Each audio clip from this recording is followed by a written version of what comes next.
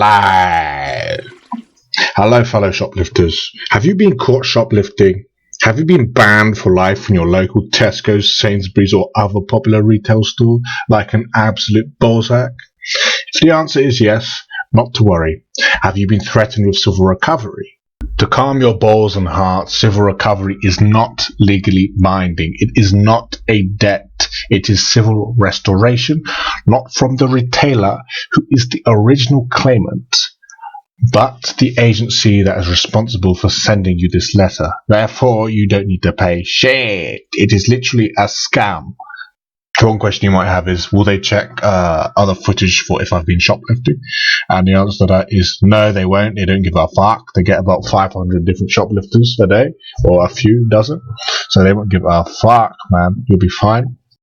Another question might be, can my photo be circulated? No, it fucking absolutely cannot. Under the GDPR Act, it is illegal. So now, so to finally conclude, you'll receive letters from DWF or RLP. If you go back earlier in the video, you'll be able to see what they might look like.